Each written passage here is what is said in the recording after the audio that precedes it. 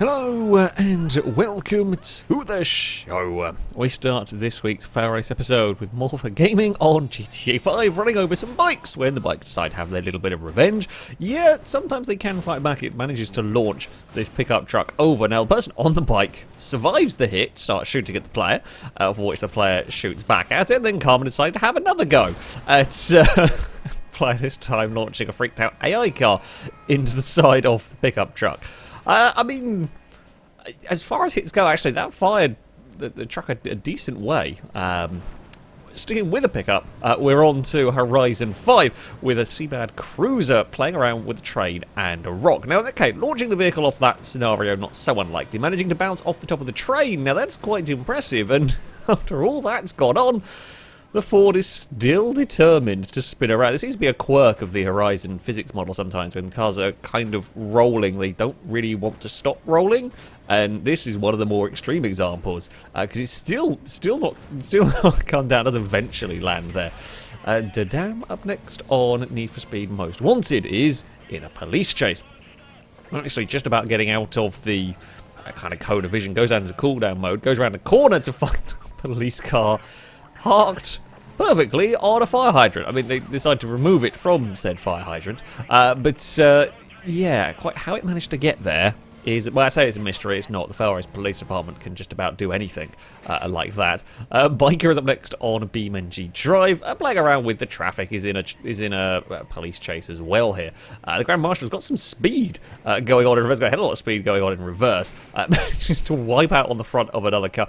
Still, Grand Marshal lives. The thing to watch out for though is an AI going full kamikaze in a bus. I guess the AI don't quite know how much speed to take down these hills, and the bus got a bit carried away. That's a lot. That's a way too much speed. Some of them made it round the corner, but yeah, that's not a bus that I would want to be on particularly. I'm also amazed the Grand Marshal survived some of those hits. Still Guns up next on Turbo Dismount with a perfectly timed takeout. Now, of course, this is the idea of the game. You are supposed to crash stuff into things. I think that's most impressive about this one is when they've got the police car, they're aiming to get hit by a train, which they do. It is the fact that the crash test dummy manages to get flung out of the car. I mean, the car takes a little bit of damage on sort of the secondary landing, but on the most part, the vehicle itself is relatively well in one piece.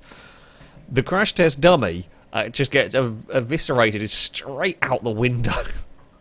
I've played a lot of this game actually a while ago, admittedly, but it is difficult to get the dummy flung out of the car quite that well. So yeah, that is a hell of a hit. We move next on to F1. Wolf Gaming Network here is trying to defend from an AI in the Mercedes. Mercedes gets to the inside. Didn't quite defend well enough there. There was sort of half a gap. It wasn't a great overtaking spot. I go for a spin and the AI decides to punt the player around on the rejoin though. After all of that, there's just a little list of nudges. Mike is up next on Autumn Blister 2. This is following an AI car that bobbles across a curb at the Nürburgring and has a big spin with the Indy car. Now, okay, it's a big crash. It's a nasty crash.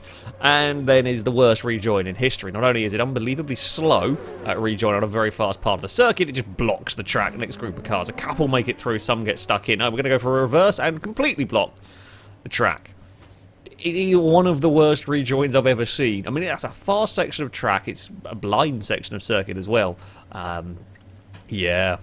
That is a bad rejoin. Most of the cars have got through already at this point, but yeah, not so good. We're on to Project Cars 2 next, racing around at Watkins Glen, going through the S's. Things go wrong for the car we're riding on board with, clonks the wall, clips the car as racing to a massive tumble.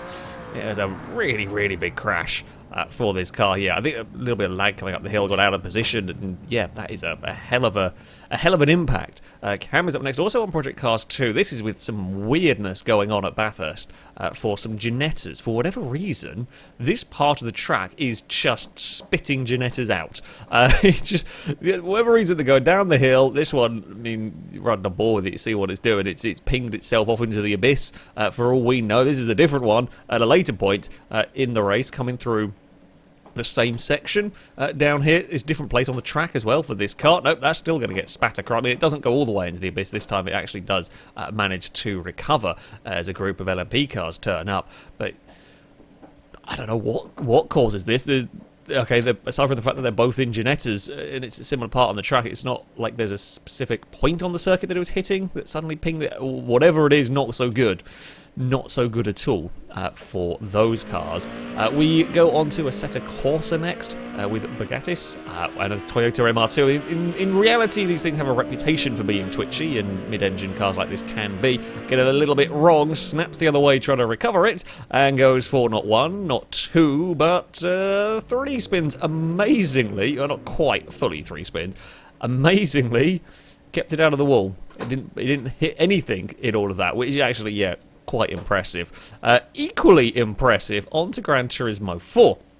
Take the lead of the race, but goes too far back across to the left, clips the grass, manages to do a reverse entry into the first corner here at Fuji, and somehow doesn't end up in the ground trap. I mean, it's a difficult corner getting the braking right sometimes, especially if you don't know the track particularly well, don't know the car you're driving. It's not the easiest of corners, and things go massively wrong for this Lotus, but somehow, through a fair amount of luck, I would imagine, and a desperate need for new underwear, it pulls it back together. I mean, it's an easy mistake to make. It's passing the Evo. It wants to go back to the racing line, but it's just a little bit too aggressive with it. And yeah, rear wheel on the grass in the braking zone is bad, but it's a hell of a recovery job for the Lotus to only have lost 1 place and to not touch any further gravel. I think that's almost the bit that's more impressive to me, that it didn't actually touch any other gravel. It's Breadstick. It's got our final clip here from Wreckfest. Now, they're racing around an oval. There's some chaos going on up ahead, some buses messing around, and this one gets, well, double-teamed by a couple of cars and rolled over.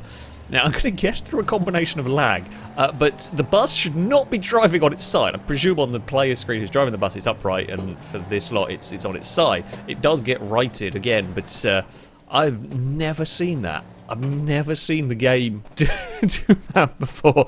Just have a bus racer at its side, it's fine. But there we go. That is going to be it for this episode. As ever, if you have clips you'd like to submit to this series, you can via a Google form. There'll be a link to it in the description. All the rules and how it works can be found on there. That, though, is going to be it from me. Thank you all very much for watching, and until next time, goodbye.